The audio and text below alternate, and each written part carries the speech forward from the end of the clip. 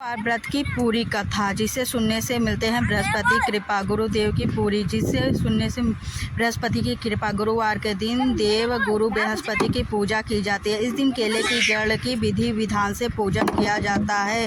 देव गुरु बृहस्पति बुद्धि और शिक्षा के दानी हैं। गुरुदेव की बृहस्पति पूजा करने से धन विद्या मान सम्मान प्रतिष्ठा कई अन्य मोक्ष फल प्राप्ति होती है। धार्मिक ग्रंथों के अनुसार गुरु भगवान बृहस्पतिवान की विधान से पूजा किया जाता है। श्री बृहस्पति व्रत कथा। भारतवर्ष में एक प्रतापी और दानी राजा राज्य करता था और नित्य गरीब और ब्राह्मणों की सहायता करता था। यह बात उसकी रानी को बिल्कुल भी पसंद नहीं आती थी।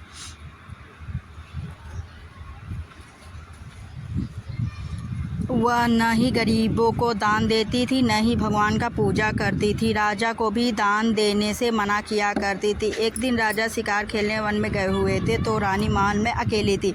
उसी समय बृहस्पति देव साधु के वेश में राजा के महल में भिक्षा के लिए आए और भिक्षा मांगी। रानी ने भिक्षा देने से इनकार कर दिया। कहा, हे साधु महाराज, मैं तो इस दान पुण्य से तंग आ गई हूँ। मेरे पति सारा धन लुटाते रहते हैं। मेरी इच्छा है कि हमारा सारा धन नष्ट हो जाए ताकि मैं आराम से रह सकूं। साधु ने कहा, हे देवी, तुम तो बड़ी विचित्र हो। धन संतान से कोई दुखी नहीं होता है। पापी भी पुत्र और लक्ष्मी की इच्छा करता है।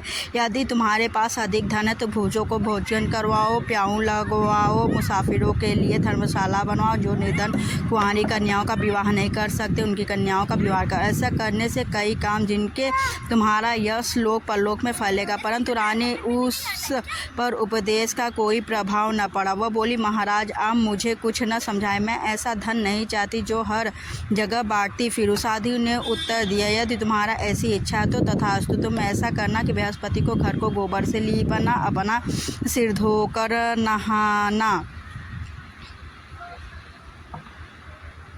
अपना सिर धोकर स्नान करना, बट्टी चढ़ाकर कपड़े धोना। ऐसा करने से तुम्हारा सब धन संपत्ति नष्ट हो जाए। इतना कहकर वह साधु महाराज वहाँ से आलोप हो गए। साधु के अनुसार कई बातों को पूरा करते हुए रानी को केवल 3 बृहस्पतिवार ही बीते थे कि उसका समस्त धन संपत्ति नष्ट हो गया। भोजन के लिए राजा का परिवार तरसने लगा। तब एक दिन राजा ने रानी से बोला कि हे रानी, तुम यहीं रहो, मैं दूसरे देश को जाता हूँ क्योंकि यहाँ पर सभी लोग मुझे जानते हैं, इसलिए मैं कोई छोटा कार्य नहीं कर सकता। ऐसा कहकर राजा परदेश चला गया।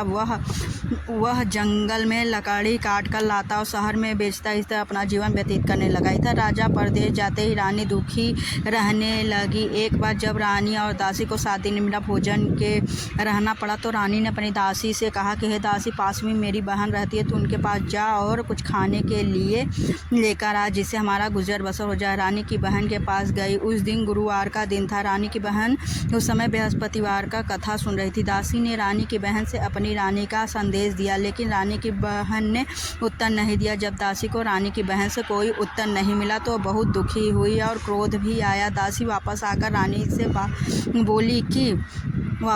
रानी से सारी बात बता दी। सुनकर रानी ने अपने भाग्य को कोसा। उधर रानी की बहन ने सोचा कि मेरी बहन की दासी आई थी परंतु मैं उसे नहीं बोली, इससे वह बहुत दुखी हुई होगी। कथा सुनकर और पूजन समाप्त करके वह अपनी बहन के घर आई और कहने लगी, हे बहन, मैं बृहस्पतिवार का व्रत कथा कर रही थी। तुम्हारी दासी मेरे घर आई थी परंतु जब तक कथा होता है तब तक न उठते हैं और न ही बोलते, इसलिए मैं नहीं बोली। कहो दासी, तुम क्यों आई थी? रानी बोली, बहन, तुमसे क्या छिपाऊं, हमारे घर में खाने तक को अनाज नहीं है। ऐसा कहते कहते रानी की आंखों भर आए। उसकी दासी समेत पिछले 7 दिनों से भूखे रहते फिर भी बहन ने विस्तार पूर्वक सुना दी। रानी की बहन बोली, देखो बहन, भगवान बृहस्पति सबकी मनोकामना पूर्ण करते। देखो, शायद तुम्हारे घर में अनाज रखा हो। पहले तो रानी को विश्वास नहीं हुआ, पर बहन की आग्रह से उसके बाद दासी को अंदर भेजा तो उससे सचमुच अनाज से भरा एक बड़ा मिल गया। देखकर दासी को बड़ी हैरानी हुई। दासी रानी से कहने लगी, हे रानी,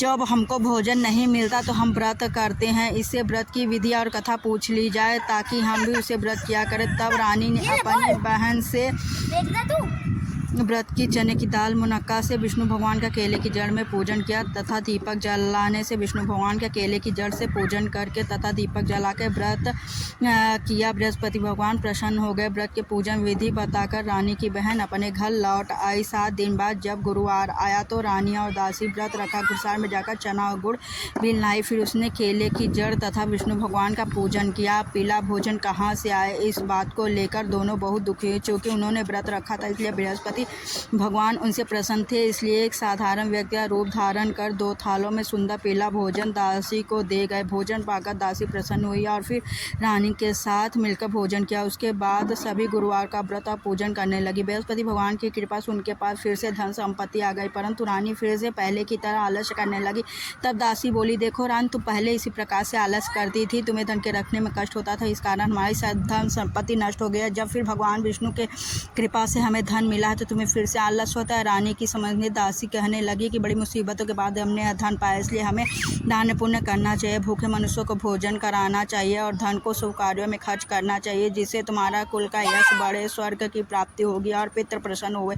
दासी की बात मानकर रानी अपना धन शुभ कार्यों में खर्च करने लगी, जिससे पूरे नगर में उसका यश फैलने लगा। बृहस्पतिवार व्रत का कथा के बाद श्रद्धा के साथ आरती की जाना चाहिए। इसके बाद प्रसन्न बंटवारा उसका संग्रह करना चाहिए। एक दिन राजा दुखी होकर जंगल में एक पेड़ के नीचे आसन पर बैठा हुआ तो अपनी देश को याद करके व्याकुल हो रहा था। बृहस्पतिवार का दिन था। एकाएक उसके सामने एक निर्धन वन में एक साधु प्रकट हुए। साधु वेश बदल के बृहस्पति देवता थे। लकड़हार के सामने आकर बोले, लकड़हारे, तुम इस सुनसान जंगल में किस चिंता में बैठे? लकड़हारे ने दोनों हाथ जोड़ा और प्रणाम किया और उत्तर दिया, महात्मा जी, आप सब कुछ जानते हैं, मैं क्या कहूँ। यह कहकर वह साधु से रोने लगा। कथा सुनाई। महात्मा जी, मैं कहा तुम्हारी स्त्री से बृहस्पतिवार के दिन बृहस्पति भगवान का निरादर किया था, इसके कारण रुष्ट होकर उन्होंने तुम्हारी यह दशा कर दी। अब तुम चिंता को दूर करो और मेरे कहने पर तुम्हारा सारे कष्ट दूर हो जाएंगे। भगवान पहले से भी अधिक सम्मान देंगे। तुम बृहस्पतिवार के दिन कथा किया करो। 2 पैसे चने मुनक्का लाकर प्रसाद और शुद्ध जल के शक्कर मिलाकर अमृत तैयार करो तथा पश्चात में सारे परिवार को सुनने वाले को अमृत और तुम्हारी सब मनोकामना को पूर्ण होगा। साधु से ऐसा वचन सुनकर लकड़हारा बोला, प्रभु, मुझे लकड़ा इतना पैसा नहीं मिलता जिससे भोजन के उपरांत कुछ बचा सके। मैंने रात्रि में स्वप्न देखा है कि मेरी रानी बहुत व्याकुल। जैसे साधु ने कहा, लकड़ा है, तुम किसी बात की चिंता मत करो। बृहस्पतिवार के दिन तुम रोजाना की तरह लकड़ियाँ लेकर शहर को जाओ। तुम्हें रोज से दुगना धन प्राप्त होगा, जिससे तुम भली भांति भोजन कर लोगे तथा बृहस्पतिवार की पूजा का सामान भी आ जाएगा। इतना कसर साधु अंतर ध्यान हो गया। धीरे धीरे समय व्यतीत होने लगा। लकड़हारा जंगल से लकड़ियाँ काटकर किसे बेचने गया। उसे दिन और 3 से अधिक धन मिला। राजा ने चना गुड़ आदि लाकर गुरुवार का व्रत किया। उस दिन से उसके सभी क्लेश दूर हो जाए। परंतु जब दोबारा गुरुवार का दिन